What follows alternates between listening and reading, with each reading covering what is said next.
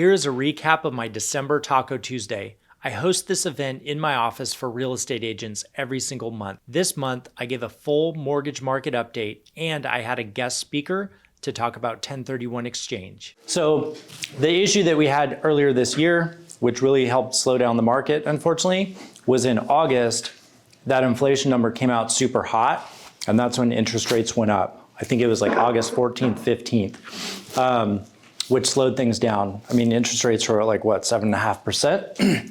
So we've been watching the inflation numbers very closely. So the inflation numbers for November are released in December. We got October numbers in November, et cetera. And so as inflation starts to come down, we're going to see interest rates come down too. So in October, I projected that rates would be around 5% in the beginning of next year, which would really speed things up. So as you can see, in October of 21, the numbers were higher. And so when we get this year's numbers, it's replacing last year's number. So the gap when the October numbers came out weren't as far off as 2021, which was really good. So when we got those numbers for October in November, that's when we saw interest rates come down. They came down below 7. And so today, we got the CPI numbers for November, and they were cooler than expected again, which is really good. So the CPI, which is Consumer Price Index, there's two numbers. There's a headline number and the core number. The core number doesn't include food and energy, because the Fed can't control the price of oil with what's going on in the world. And then also, they can't control the price of food. If there's a storm in the Midwest and it kills crops, they can't control that. So they look at the Consumer Price Index on the core level. So the headline number went from 7.7 last year to 7.1, and the market was expecting it to be 7.3. So it came in cooler than expectations, which is a sign of inflation coming down. So it's really good. The core rate was expected to be 0.3 and it came in at 0.2. So again, cooler than expectations. So the market really liked that. Does anybody invest in the stock market? How's your portfolio look today? Oh man, I'm excited to check it. I mean, we're down, but it's doing well. If you dollar cost average, man, and you hold, it's all good. Yeah. That's what I was saying. I was like, I haven't checked it in probably like the last 5-6 months. Oh yeah, it's been depressing for sure. But today was one of those good days. So I had a client in this morning. When we did his estimates last week, he was at 6 1/8. Today we just priced out and he's at 5 5/8. So 5.875, paying about a point. So yeah, down about 0.25% just overnight. So instead of me doing this update, I'm gonna play a video by Barry Habib, who is the guy that I follow on a daily basis. And it's a 7-minute video. This is today's update talking about those numbers. Is everyone good with that? All right, let me get out of the PowerPoint. All right, so the 10-year Treasury note when the market closed yesterday was 3.61 and it was 3.45. So the lower that 10-year Treasury goes, the lower interest rates go. Any questions on that stuff? Market update? No, sounds The good. trend is good. So Rates are coming lower. I guess my question is like with the Fed meeting, it's basically still gonna go up though, right? Like they're gonna still probably increase. So they're set to hike the Fed funds rate. They've been hiking it at 75 basis points for a while. They're kind of slowing down to hike at 50 basis points this week. Gotcha. But when they do their press conference, if the language that they use is dovish, saying, hey, we're gonna kind of back off because inflation's coming down, that's gonna be good for the market. Yeah. But if they come out and they say, we're not convinced it's coming down, we're gonna still be aggressive, that's when things could get worse a little bit. But like you said, that lagging indicator of shelter costs, like the way they comprise those numbers is a lagging indicator. So in January, hopefully we'll see more dip, but it could stay where it's at for a while. Yeah. But again, we think by March, it's going to be closer to 5% on mortgage rates. So Okay. we'll remain hopeful for that. There you go. Cool. Well, I'll introduce Russell. Russell Marsan with 1031 IPX, a fidelity company, right? I actually talked to Scott Nordell the other day. Oh, cool. He was in my office. So Russell and I, we had a mutual client. We hadn't met before this actually, but they completed a 1031 exchange in November. Transaction went smooth. If you haven't done a 1031, the loan officer and the 1031 exchange company work closely because it's basically where the client's down payment's coming from. So instead of me asking the client for a bank statement, they send me a statement of the account, and that's how we verify funds to close. So I'll let Russell take it from here. He can talk anywhere from 15 minutes to 2 hours. So depending on what your schedule looks like, we'll dictate what he talks about. Do you want any visual? Good. I'll just take that off. Cool. Awesome. Right on. Thanks, Russell. Cool, thank you. No, please hold your thunderous round of applause. It's all good. Speaking of applause, please give Ben a round of applause for putting this on today and going to the expense. He loves your applause, but how can you really thank him? Send them the league. Send him deals. Yes, send him deals. Yay. So good morning, everybody. Morning. Come on, we're small, but mighty, we can do better than that. Good morning. morning. Yay, much better, much better. As Ben said, I'm Russell Marsan, Senior Vice President with Investment Property Exchange Services. We're the largest qualified intermediary in the nation. That's all we do is handle 1031s. I've been doing it for 26 years. I am your local 1031 resource. We're going to be talking for anywhere from, I guess, 15 minutes to 4 hours. So in that time period today, I don't want you to remember what I say. I don't. What's the number one thing I want you to remember today? Who you are. Yeah. More importantly, my phone number. My phone number. Your one assignment for today is to put me into your contacts. Do not put me into your contacts as Russell Marsan with Investment Property Exchange Services. And the reason for that is I believe after our 30 minutes together today, in my heart, I believe that you're going to think about me like 24/7. You're going to be like, tomorrow, you're going to be like, hey, I wonder what Russell's wearing today. Yeah, that's what I believe. The reality is you're going to completely forget about me.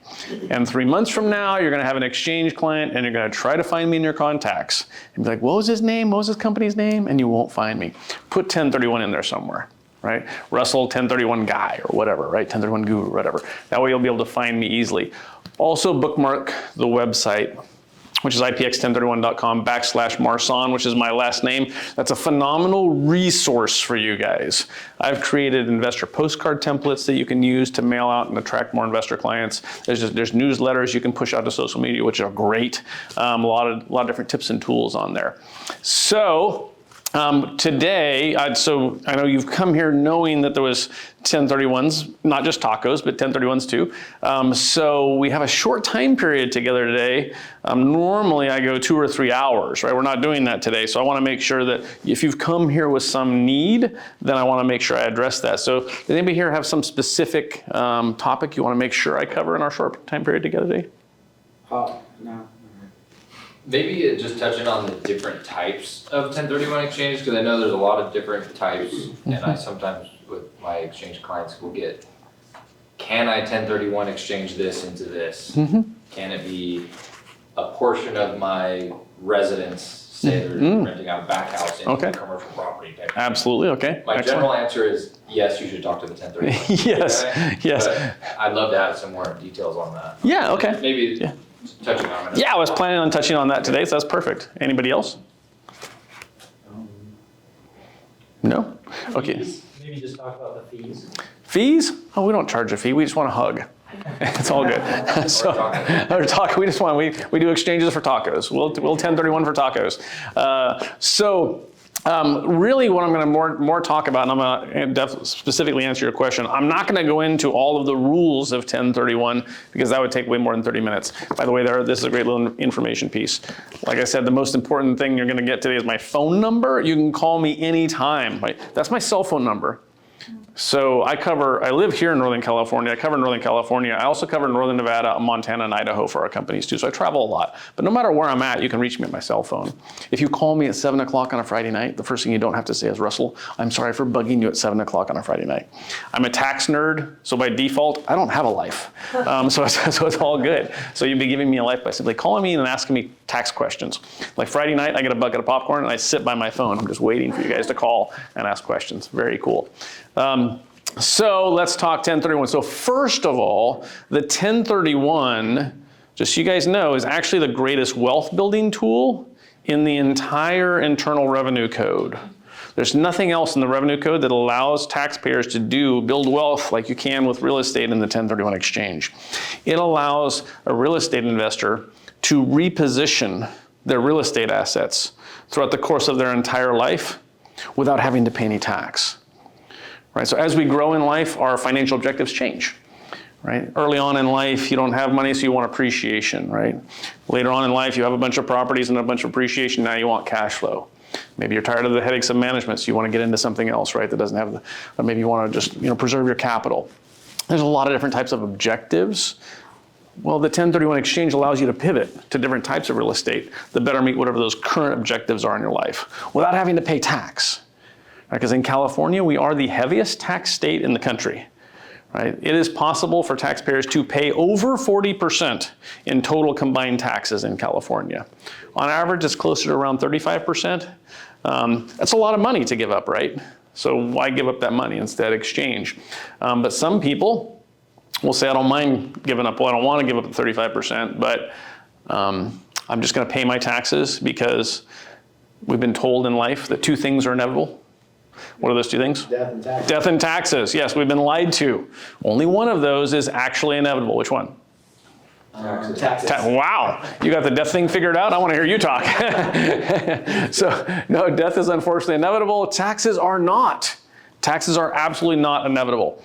I teach accredited courses for CPAs and attorneys also. So I'm a free resource for your client's tax advisor. I can't tell you how many times I have CPAs tell my clients things like, just pay your tax, right? I was like, no, don't just pay your tax, right? Because taxes are not inevitable. A current estate tax law is incredibly favorable right now. There's a floor for the estate tax. If you're single and your estate is below $11.5 million, there's no estate tax to your heirs. If you're married, it's double that, $23 million.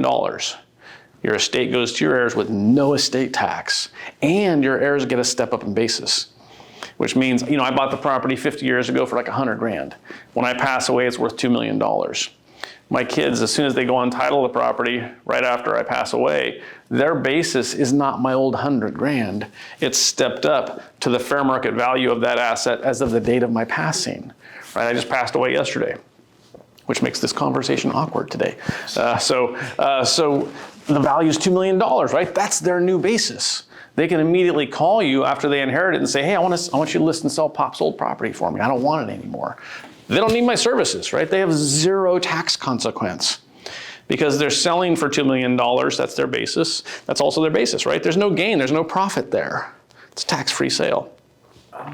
Okay, that's why I was interpreting that. I was thinking, wouldn't that be bad if the basis was that? No, it's fantastic because you only pay tax when you sell real estate, right? You only pay tax on the difference between basis, what you bought it for, how much you've improved it by, all that stuff, and what you're selling it for, right? There's a big delta there. When that basis gets stepped up, it's in effect what you bought the property for, right? So now all of a sudden your basis is fair market value and you're selling at fair market value. I got a question. Sure. Does that only apply to California or Oh, no, nationwide. That's the federal estate tax law. Yeah, and California recognizes that. So that's why we say don't let your clients cash out of real estate. Instead, just help them exchange into something else. Because eventually when they do pass away, all of those taxes that they deferred all their life is completely forgiven. So exchange until you die. Yes, we call it swap until you drop. Very cool. So if your clients ask you what's the best way to avoid paying taxes, tell them to what? Swap until you drop. Tell them to die. Tell everybody, die. Your kids will be wonderful. They'll be happy. So that's the answer. So 1031 is a very powerful wealth building tool because of that, right? But let's talk about some things within 1031. This is going to be addressing some of the questions that you had. What was your name? Corey. Yeah, so there's this term called like kind in a 1031 exchange, right? Who here, by a show of hands, who here has never been to a 1031 exchange class before? A couple of you. How many? Keep your hands up. Same people, keep your hands up. How have you not been involved in an exchange before also? What's your name? Bailey. Okay, Bailey, you've never been involved in an exchange before? No. Okay. You've never been to a class before? 1031 class. I don't think so. Perfect. So have you heard this term like kind? Yes. Okay, in a 1031 exchange, it says that you can sell a property, buy a property, but those two properties that are involved in that exchange, Bailey, they both have to be like kind with one another in order to defer the tax from that transaction. So Bailey, let's say you own 5 acres of land, nothing on it, just a building lot, Okay. right? And you want to sell that, and you'd like to buy this big commercial building. Would you say that those two things are like kind? No? Okay, high five. You're 100% wrong. Thank you for playing. Yeah, I was tricking you. Yes, yes, yes. So the way you answered is total common sense, right? If I was not in the industry, I would answer that way too, because I'm a visual person, right? If you tell me it has to be like kind, I'm selling land, then I think I have to buy land. A rental house, I have to buy what? Rental house, commercial for commercial, so on and so forth. Not the case. All real estate is like kind with all real estate. Interesting. That is awesome. That is awesome. That An means odd way to word it, like kind of. I know. I know it is. It is. I have a question then. Sure. What about a primary then? We're going to talk about that. Okay. We'll get in right after this like kind of stuff. We're going to totally get into that. Yeah. But that doesn't mean you downgrade ever, essentially. What do you mean? So if Anything anything is is equal like, or more valuable. Yeah, so to buy in a 1031 exchange, if you want to defer all tax, and by the way, those basic rules are in here also, if you don't want to pay any tax, you have to buy and sell for equal or greater value, right? So if you sell the land for $500,000, you have to go out and buy something else or multiple properties equal or greater than $500,000. If you don't want to pay any tax, you can buy down, you'll just pay tax on the difference. Right, so you still defer some tax, you'll just pay some tax. But going back to Bailey's scenario here, so the 5 acres of land that Bailey owned in this sale, did she have any income coming off that? Not sure. Not sure, it depends on what she's growing. Yeah, exactly. We all know Bailey. You're like, yeah, by the way, her brownies, phenomenal. So she has no income on the land. Can she depreciate it? No. No, there's no improvements on it, right? So you don't get that financial benefit of depreciation. So her financial plan with the raw land is she pays her property taxes and she hopes it goes up in value. As agents, it's great to solicit raw landowners. Right? They're a fantastic target to solicit because I promise you most landowners have either never heard of an exchange or they have that misconception about that like kind, right? If I sell land, I have to buy land and what's the financial upside? You should solicit the Baileys of the world, right? I can help you free up that stagnant equity. That land is worth $400,000. That's $400,000 provided with no cash flow, no depreciation. We can sell that property, help you buy into an income property, buy a rental property. Okay, now you have cash flow you didn't have before. Now you have depreciation to shelter the tax due on the income from that asset. And in a lot of cases, you have a faster appreciating asset. You can do that all free using the 1031 exchange. Yes? So you mentioned if you buy something that's cheaper, you have to pay tax on the difference. Let's say the difference is $100,000. What would the tax be on that difference? So back to what I was really talking about, around 35%. Depends, there's personal information that comes into that equation, right? Because part of it has to do with adjusted gross income of that taxpayer and what type of asset, whether it's been depreciated, and if so, how much depreciation has there been taken, a lot of things like that, right? So it's somewhere between 30 and 40% in that neighborhood, yeah. So I'm telling you, most landowners, they're great to go after because they have no clue what they can do. They literally own a negative cash flow vehicle right now, right? So you can help them reposition that money so it begins making it now matches whatever their financial objectives are, right? You improve their financial objectives. So any questions on that, land? So all real estate's like kind with all real estate. So therefore I can go from single family rental properties to commercial, to industrial, mini storage, raw land, any combination there, it's all like kind. And all of the different asset classes in real estate kind of have different financial objectives, right? So as I grow in life, like I said earlier, it allows you to pivot to different types of real estate that meet whatever your current financial objectives are. So if it's all like kind, why even have that term like kind? What do you guys think? You used to be able to, yeah, yes, Ben. Well, so we're talking about investments, right? Mm-hmm. So if I have an investment account like an IRA, an IRA, that wouldn't be like kind? Or is it to say that you can't roll the real estate into a market investment? So, I mean, an IRA is kind of maybe not the greatest scenario because you could have a self-directed IRA where you have real estate in the self-directed IRA, right? Although the IRA itself is the tax-deferred vehicle. So if you have real estate owned in an IRA and you want to sell it and buy other real estate with that and continue to defer, you're just using the IRA as the vehicle, not a 1031 exchange, right? But I think what your bigger message was really you can't exchange into stock, right? Or things like that, right? Which is 100% accurate. You cannot exchange into, it has to be real estate or real estate rights. You cannot exchange in any kind of securities, like stocks, bonds, notes, deeds of trust, things like that. What about like a REIT? A REIT, a real estate investment trust. Yeah, people think, because it's called real estate investment trust, people think when you're buying into a REIT that you're actually buying real estate. You are not. You're buying stock. Right, and the net asset value of that stock is determined by the portfolio of real estate held by the REIT, but you as an investor in the REIT don't own the real estate, right? The corporation that actually owns it, right? So you can't exchange into a REIT. But there are things similar to REITs that I'll talk about today also that you can go into as a very passive feel. But there are things that are not like kind.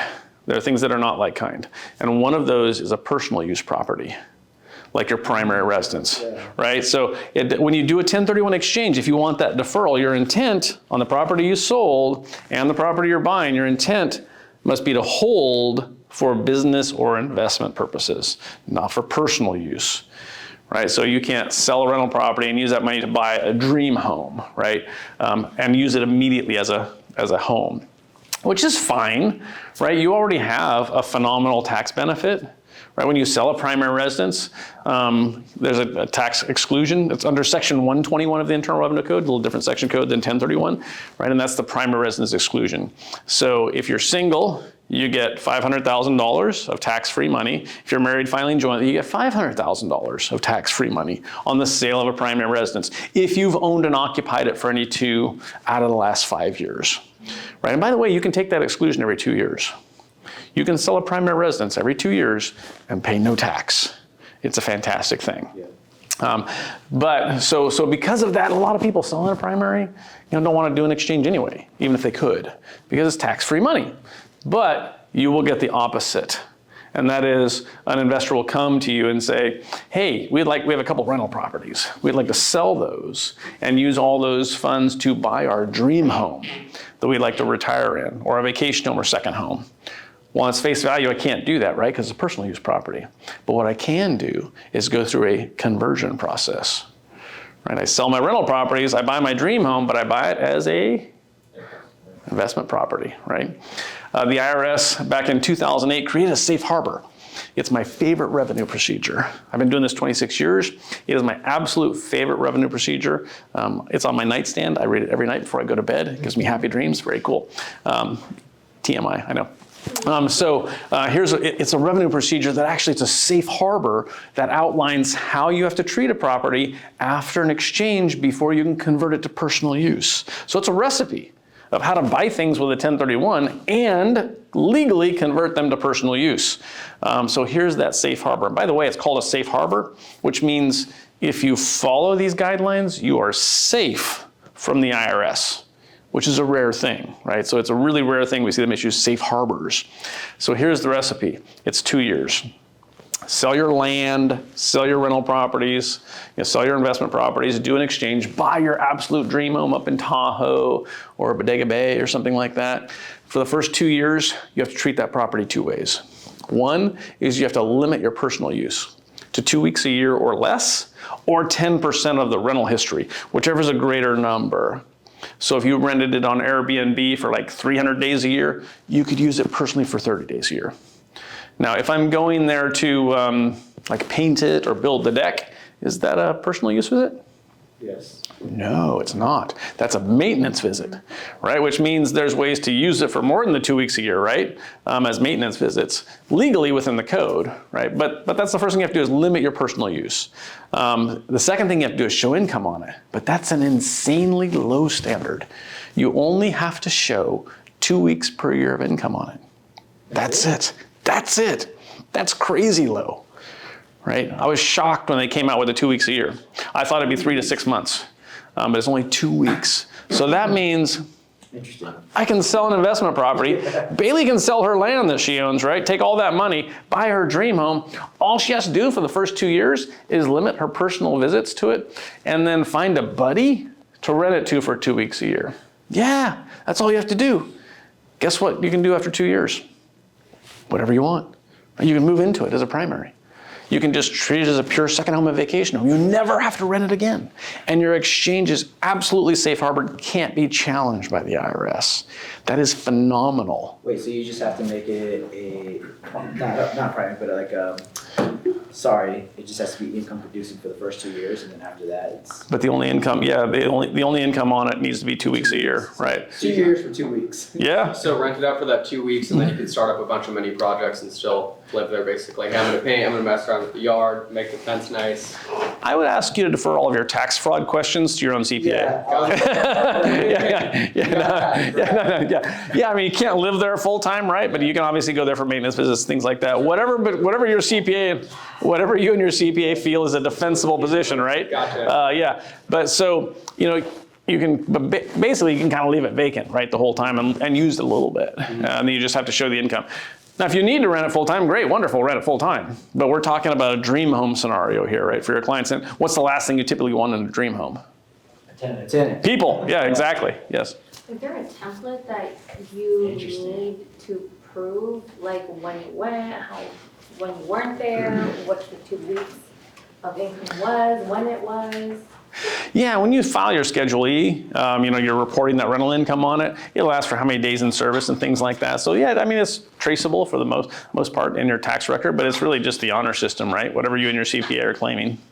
And if it comes down an audit, what you're asked, if you are. And if you did short-term rental, you could probably just show like your Airbnb record. Yeah, exactly, yeah.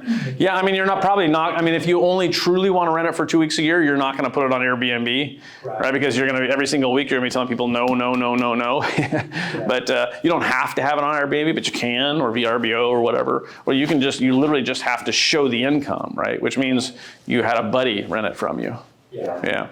That makes sense. What's that safe harbor tax code, just so I can? The revenue procedure is 2008-16. It's RevProc 2008-16. Fantastic revenue procedure. We have newsletters. You should go into our archives because you'll see newsletters that actually speak to this and how to buy, like their title, how to buy your dream home or how to buy a vacation home with a 1031 exchange. Fantastic pieces to share out on social media. It's like good retirement. Yeah, well, it's great. A lot of people, since the pandemic, we've never seen so many people buying second homes and vacation homes, right? And so this is a question I ask every single client when I'm talking to them, and that is, do you know what you want to buy yet to complete your exchange, right? If they say no, I tell them about the safe harbor. Like, well, have you thought about in the next 2 years, are you going to be relocating somewhere else in the country, moving your primary residence? Or have you thought about buying a second home or vacation home somewhere in the country? Right, if the answer is yes to any of those questions, I tell them about the safe harbor. They're like, oh, wow, I had no idea I could do that with a 1031 exchange. So it's a really, really nice little pearl of wisdom for you guys to know about as you're vetting your clients for their future financial objectives, right? That's a great question to ask them. Are you going to be moving over the next 2 years? You thinking about relocating or retiring somewhere else? Have you thought about buying a second home or vacation home, right? If they say yes, you can say, hey, you've got these investment properties over here you own right now. Let's listen and sell those. I'll help you achieve these objectives right now, with the 1031 exchange. People don't know they can do this kind of stuff. Yeah, they would just think that, like, I'm not trying to buy any more investments. Yeah, but you know what? They're trying to retire. They're going to move somewhere else, right? They'd love to have a second home or vacation home somewhere in the country, right? But they're not really putting those pieces together. Yes, Ben? Quick question, I think I know the answer, but if you did a transaction or if somebody did a transaction within this calendar year, but they didn't use a 1031 company, can they still have those transactions categorized as a 1031 exchange? Meaning, we have a relative that sold a piece of land and bought a home to flip. They haven't sold that house yet, but I'm not clear on what they did.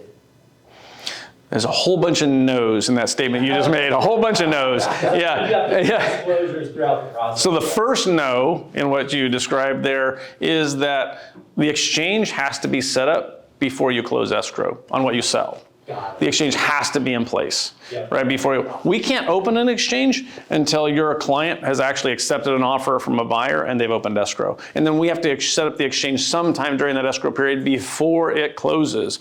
Only takes us like a couple hours to set up the exchange, really quick process, but it has to be in place before it closes. Now the second big thing that you said there was they bought a property to flip. Yeah, Inventory properties also don't qualify for 1031 deferral. got it. Right, so if you're going to buy a property and your intent is just to fix it up and resell it, don't do an exchange because you're not going to get 1031 deferral on it and you're going to have to pay the tax when you sell that. Right, so your intent must be to hold for business or investment purposes, not for personal use or for inventory purposes. Right, so if you have a flipper that it says to you, hey, I've been thinking about doing a 1031 exchange, I heard about them, should I be thinking about exchanging on my flips? Right, if you have that question, there's only one question you have to ask them in return, and that is, Mr. and Mrs. Flipper, do you guys need the money from your flips to live on? That's the only question you have to ask them. Right? Well, if they say yes, that's how we make our living, I'll say, okay, don't even think about an exchange. Right? Just flip to your heart's content. You're going to pay ordinary income tax on your income just like the rest of us do, so don't think about exchanging. But some flippers will say, no, we don't need the money to live on. This is a side hustle. What we'd like to do is roll 100% of this proceeds into the next flip. Okay, cool. Then you need to start thinking 1031. But that means you got to alter your strategy. Buy it, fix it up, get some rental history in there, and then sell it and do your flip. Yeah, hold it for at least, there is no stated time period anywhere in the code that says this is how long you have to hold a property before you can 1031 it again. Most people agree 1 year seems to be safe. So buy it, fix it up, rent it out, own it for at least 1 year, and then sell it and flip into your next property, right? Now, if a flipper engages in that strategy, typically flippers don't want to hold that long, right? They want to sell a little faster than that. So they would end up doing less of those flips, right, over the course of their flipping life. I almost cussed there. So they would do less flips, but look at the net gain, right? Yeah, they did less flips, but they amassed way more wealth. Because remember, every time you flip, you're giving up all that tax money, right? And you don't even get capital gains treatment. Flippers don't get capital gains treatment. It's taxed as ordinary income, right? So they're paying over 40% between state and the feds when they're selling in a flip on their profits. They can keep that working for them if they don't need the money to live on, if they want to reinvest those funds. So just something to kind of keep in mind. When doing a 1031, how long do they have to find the new property in the contract? From close of escrow of the property they're selling, that's when the clock starts. Now we have to set up the exchange before it closes, but when it closes, they've got 45 days to identify, 180 days to close. What would identifying the property be?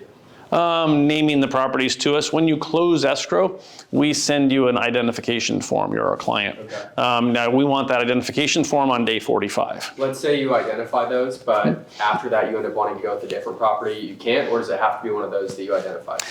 Prior to the 45th day passing, midnight on the 45th day, prior to that, you can change your identification all you want. Okay. For 45. Once midnight passes on the 45th day, you are set in stone on only closing on something you identified. Is there You a can't limit replace how it. many you can put on that list? Yeah, there's 2 rules of identification. By the way, these are in the brochure too. The most common one is the 3 property rule. Okay. Right. All of these rules were created to make sure that any exchanger could identify more properties than they actually want to buy. So that way they potentially have some backup properties to default to after the 45th day. Right. The 3 property rule is the most common rule used, and that's where people are buying only 1 or 2 properties, because that'll give them 1 or 2 backup properties. Right. Some people go into an exchange knowing we're buying 4 or 5 properties, because they're selling an expensive property, buying a bunch of smaller properties. Okay, well, the 3 property rule obviously doesn't work. So you have to use the 200% rule. 200% rule states there's no cap on the actual number of properties you can identify. No cap, 10, 20, 30, 40, whatever. But there is a cap on the total value. Everything you identify can't exceed 200% of the value of the real estate you sold. You sold $2 million, you can identify $4 million worth of replacement properties, no matter how many properties that consists of, right? So one of those, you guys don't really need to worry about identification rules, because whatever your client wants to buy, I'm going to help them to determine which rule is best suited for them in their exchange for them. Yes? I'm just curious, like, so, like, I'm just thinking about last year, like when it's a very competitive market. And Yeah. those properties, but they were just flying off Yeah. the shelves. Yep. So how does that work? Yeah. Yeah. And they're just like, man, I can't find Or you anything. fall out of Like, escrow it's just line or like, something. Yeah, so that's why I don't, the biggest thing, it's getting better now, right? Because inventory is peaking up mostly, but yeah, last 2 years, insane. Yeah. A lot of exchanges failed last 2 years. Yeah. So what I always encourage your clients is that, well, and I encourage you guys too, because I should be communicating with your client as soon as possible, like way before day zero. Okay. I should be on the phone with them, explaining all the rules and everything like that. Because I'm going to encourage them way before day zero to begin the process of looking for the property they want, writing offers on it, right? They should be in contract on a replacement property before day zero, the relinquished property closing, right? Because if you get in contract on your replacement property 20 days before you close on your relinquished, maybe 20 days after you close on your relinquished property, you're going to close on your replacement property. You'll complete your exchange in 20 days, right? So you never even went past the 45th day. So your exchange was never in jeopardy, right? It only becomes in jeopardy when you pass the 45th day, right? Because before the 45th day, you identified by closing. There was no restriction, right? It's only after the 45 days that there's restriction, right? So that's the planning in advance is the key. Inflationary cycle in real estate, right? And where values just went crazy. So if somebody's owned their property for more than 20, 30 years, they've blown way past their 250 or 500,000. They have more gain than they're allowed. So they're going to have some tax consequence and they're selling their primary residence. A mixed use exchange is kind of a way to try to eliminate that excess tax also. So here's what a mixed use exchange is. And this is really good for you guys to know about. A mixed use exchange, mixed meaning it's one property, but it has multiple uses by the owner, right? They live there, so it's personal use, but they also rent out part of it, right? So it's a business use. So what happens is on the portion they live in, that falls under their Section 121 exclusion. So they get to take some tax-free money out at closing. The other portion they use for business needs to flow through a 1031 exchange, right? So the most common example would be like a duplex. So I've owned a duplex, I live in half of it, I rent out half it. If I've lived in it for more than 2 years, when I sell it, if square footages are equal, when I sell it, half the proceeds will come to me at closing completely tax-free under my 121 exclusion. The other half of the sales proceeds needs to flow through a 1031. So if I sold that for $800,000, $400,000 needs to be applied to a 1031 exchange. I need to buy at least $400,000 worth of replacement properties. But the other $400,000 I put in my pocket completely tax-free. So it's really cool. Another one would be like you're talking about a bedroom, right? Right. Which would be Renting out a garage. yeah, or an ADU, right, or something like that, or the upstairs or something. Well, then it's like, how do I figure out what I allocate towards my 1031 and how much do I allocate towards my home tax-free? It's actually pretty easy. And you mentioned 20%. So what you do is you take whatever portion you're using for business, then that percent, typically it's the square footage calculation, right? That square footage that you treat for business purposes is the percent of depreciation you take on that property, right? So if 20% of the square footage is business use, then 20% of the sales price needs to flow through a 1031 exchange.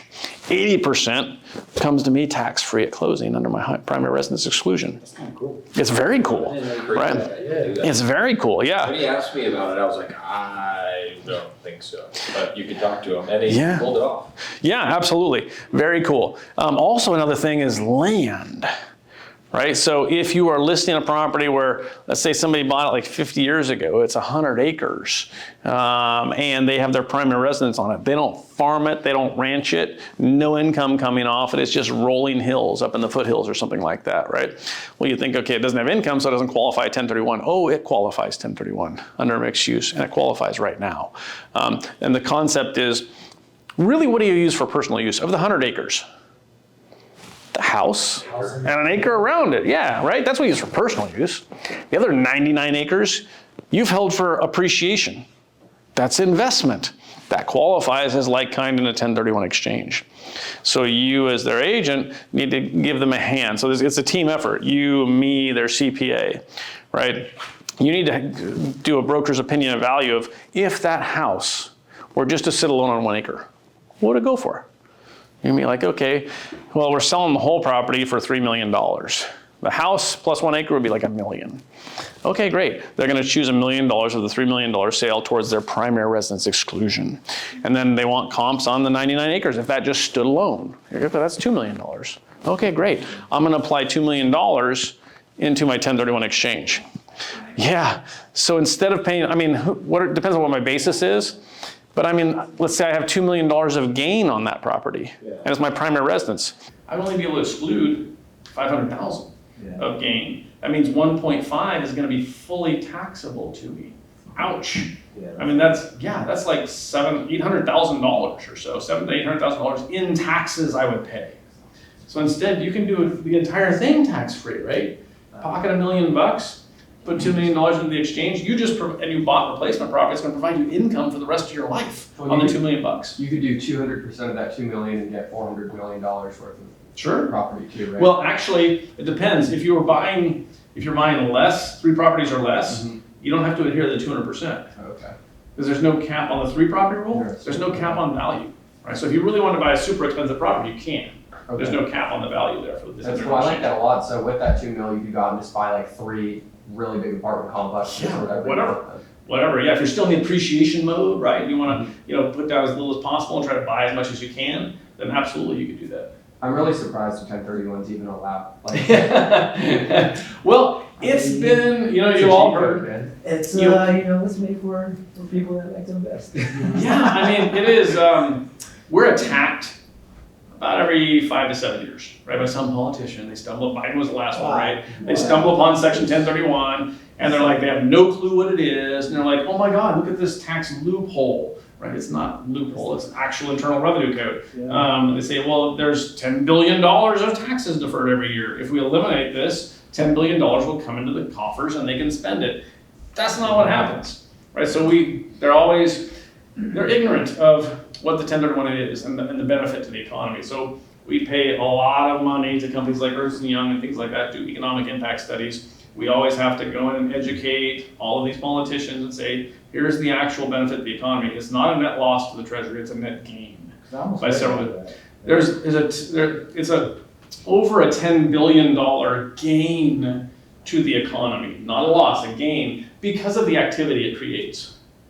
There's real estate transactions would not happen in the numbers they do now if the 1031, in the investment world, right? If the 1031 were not here. Because people are selling and buying because there's an economic upside. If you say, no, you're gonna pay 40% in taxes, there's no economic upside to selling. So I'm just gonna hold this property until I die and let my kids deal with it afterwards. So it creates, and obviously all of the work that happens around real estate transactions is created, right? And so that's why it never actually goes through. We're threatened all the time, but it never actually goes through. I heard about the threats. I think it was like a couple years ago. Well, the last one when Biden came into office, right? Yeah, they were saying, hey, it's going to go away. Or get changed. Yeah, or something like that. It's like, no, we're always, because we're part of you guys, right? We're part of the real estate roundtable. So, NAR, CCI, NAIOP, us, one of the most powerful lobbies in the country, right? So we're always able to educate them and say, no, this is a good thing, not a bad thing. So it's not going to go away anytime soon. So we're good to go there. But let's talk about something else. How are we doing on time, by the way? We're at 12:10. 12:10. You guys good with another 10 minutes? Sure. So I got one. Here's one that I really wanted to share with you guys today because we're talking about objectives and stuff. Here's a demographic I want you guys to solicit. Single family properties, okay? Single family rental properties, so non-owner occupied. Those people that have owned those for a very long time, 15, 20 years, something like that. And they own multiple single family rental properties. That demographic, because they're typically retired, they're of retirement age, and they own multiple single family rental properties. Those people should be selling right now, and they're not. What I'm about to describe to you is not a salesy pitch. It's just math, and it works 100% of the time. Most people that own single family rental properties have no clue how to analyze real estate. They just bought the real estate, it makes them money every year, they're good with it. But let's back up and let me kind of historically, let's get to this point of where they are now in life. Now they own they own 10, 15, 20 single family rental properties and they're at retirement age. They own them free and clear. Okay, when they first bought their first investment property, they were in their 20s. Somebody said buy real estate is a good investment. So they bought a rental. After a couple of years, they put some sweat equity into it. It appreciated a little bit. Fantastic. It has a little positive cash flow on it. Like, hey, this is pretty cool. It's a good little side hustle.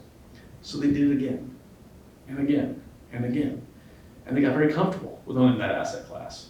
Now, they are of retirement age and they own a bunch of those single family rental properties and they're all free and clear. When they first started, what was their financial objective in life? Their primary financial objective in life? Was it appreciation or cash flow? Cash flow. It was appreciation. Oh, damn. I like your enthusiasm though. You jumped right on it. That's awesome. It was appreciation, right? Because when you first start out, it's like you're trying to build your wealth, right? You don't have wealth. You're trying to build it, right? So single family rental properties, phenomenal asset to build long-term wealth.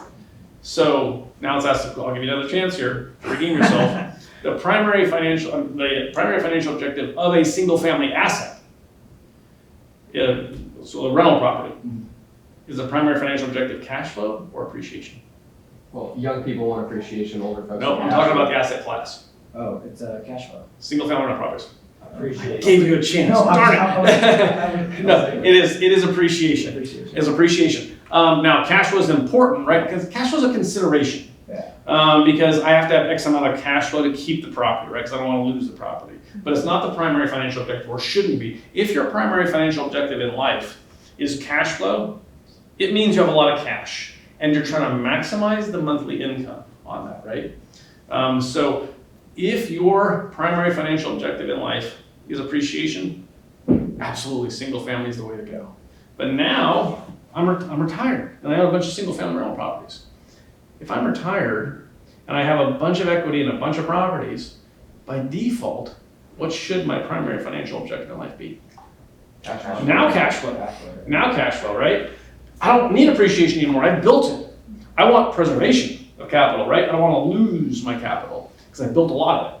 And now I want to maximize my monthly income on that. If my primary financial objective in life now is cash flow, I should not own single family. You shouldn't. Because there's other types of real estate that are actually designed for cash flow.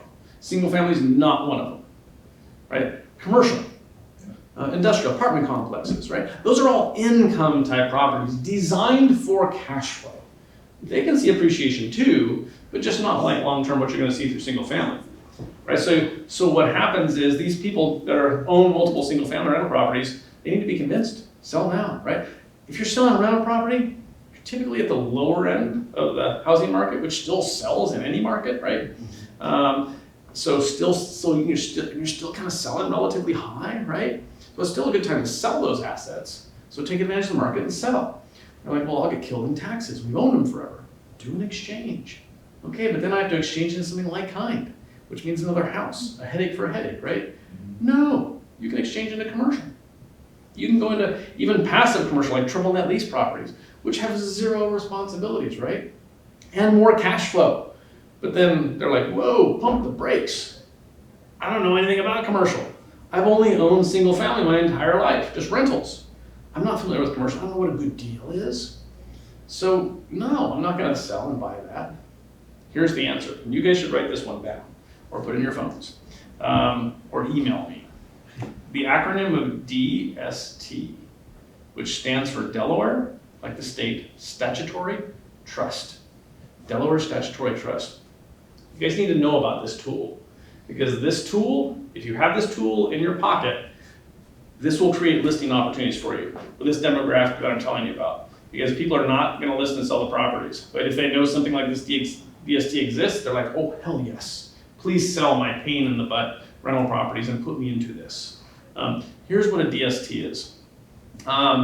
It's a fractional ownership interest in an institutional grade asset. So it's a $120 million property somewhere, Class A asset somewhere in the country, right? And they're just a fractional owner in it. It's a very passive investment. This is a full triple net lease structure, which means the clients, when they invest in it, have literally zero duties and responsibilities. The only thing you have to do as an owner is check your bank account once a month. Like that's literally all you do. You don't even pay property taxes or insurance, nothing. It's as passive gets. So it kind of feels like you were saying before, the REIT It feels like you're investing in a REIT because it's just this passive thing that you're earning income on, right? But it's still real estate. So guess what? You still get all the financial benefits of real estate. So you get to depreciate, the property, which, limits the amount of income tax you have to pay on your income coming in and things like that. So it's still real estate and it is exchangeable. Yes. So is it because the people that are renting out those spaces are taking care of all the taxes, everything like that, and are leasing them, I should say? Yeah. So here's the way the structure works. They're what's called sponsor companies. Okay. That's what we call them. They're really just multi-billion-dollar corporations that buy and sell and manage real estate. These are the largest buyers and managers of real estate in the country. Inland, Pasco, Evergreen, these are some of these companies. So what they're always doing these 10-year studies on what's the next asset class in real estate that's going to do well over the next 10 years based on what's going on in the economy, right? So let's say they're doing their study and they're like, senior housing is going to be phenomenal over the next 10 years. And Houston's a great market for that. So they'll buy a $100 million asset in Houston. They actually buy it.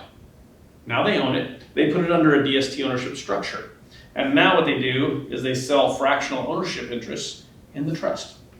So you're coming out of an exchange for $500,000. They say, great, here's a $500,000 slice of this DST. Yours is $600,000. Yours is $1 million, so on and so forth. So it's like equivalent almost to like a REIT almost. Well, it has a feel of it, Yeah. but it's Yeah. fee simple ownership. You Okay. actually own the You real actually estate, own- okay. right? Yeah. You're actually, the trust is on title, you're part of the trust. So you actually, it's fee simple ownership. The IRS approved this as like-kind replacement property back in 2004. There's an 18-year track record history on these asset classes. I'm a big fan of them from this standpoint. What we've seen for the longest time period since 2004, most people went into these asset classes because they just wanted to retire from active real estate. They're tired of the headaches of single family, right? Which especially coming off COVID, oh my gosh, right? So many people, the rental properties have not been making any money, right? Because they couldn't evict their tenants. So they're really tired of it. And also they'd like to increase cash flow and go passive, right? This structure allows them to do that, right? So for the longest time period, that's why people are going into them to retire from their real estate. But you guys brought up the example of, hey, these last 2 years, it's been tough to find properties in 45 days. So we've seen the DST used as a 1031 bailout for those people, right? They couldn't find something in 45 days. They were writing an offer, they were losing out every single time, right? So on day 40, they're like, hey, let's just dump our money into a DST and see what happens down the road, right? We also see it used as a sponge for a 1031. What I mean by that is your client sold for 1.5. They found traditional real estate for 1.3. They don't want to buy another property with the excess 200,000, and they don't want to pay tax on it. Right? Plug it into a DST. Right? Is there a minimum investment amount for that? 100,000 is typically the minimum into it. Now, a client should not go into a DST thinking, hey, I'm just going to park my money for a year. Right? Because you really need to think you're going to be in it for its life cycle, which on average is about 5 to 7 years. Gotcha. It was bought by the sponsor company because, like I said, they did that study. Like, okay, over the next 10 years, this asset class is going to do really well. So they have a go-to-market strategy. And when the market's right, they're going to sell that asset. Right? And that's typically 5 to 7 years. So when it does sell, they tell all the owners, hey, we just accepted an offer, it's closing in 90 days. You have 90 days to figure out what you want to do. Right? Do you want a 1031 into the next DST with us? Because you like this passive structure? Or do you want to go back into Roseville and buy traditional real estate again in another 1031? Or do you want to just pay your tax, right? It's just another sale at that point. So at that point, you have all your options you would as you do any other sale. Yeah, it's really cool to know about. Now, a downside to these is these are regulated, like the REITs, these are regulated through the Securities and Exchange Commission, which means these assets are only sold through securities brokers. So if you give a buyer to a DST, you as agents have no ability to collect a commission on that end. That's the downside. The upside is I highly recommend everybody in this class get a relationship with a local broker, a DST broker. Get to know them, get to know their product, just have that tool in your toolbox because it's going to create listings for you that otherwise would not have happened. There's people sitting on 5, 10, 20 properties that are not going to sell. But when they find out a DST exists, they're like, oh, hell yes. Yeah, please list and sell all my 10 properties and put me into a DST. I have no idea. It's a fantastic tool. Yeah, it's little known. Not that many people know about it. If you guys need any names and numbers, you can Google DST, right, and find somebody. If you want somebody local, I can also give you a name and phone number too as well. Yes, please. Yeah. Yeah. One of my favorites is actually out of Sacramento. Her name is Jamie Furlong, and Okay. she. I like working with people that are marketing minds, right? That help you guys do more business. And she's one of those people that can help you get more listings with her product. So she's super easy to talk to too. She's wonderful. Also, we do evening classes. So if you guys ever want to pull, investors into an evening class on how to build wealth through real estate investing, I also do those. Those are a lot of fun. Actually, pulling your investors in here really gets you see the wheels turning. And they're like, oh yeah, we should be buying and selling more real estate right now. So it's really cool. So any questions on the DST? We kind of passed all of our time here. So if you have any questions in general, what is the most important thing you learned from today? DST is phone number. My phone number. My phone number. And when can you call me? Anytime. Yay. Friday at 7 p.m. Yes, Friday at 7 p.m. That's kind of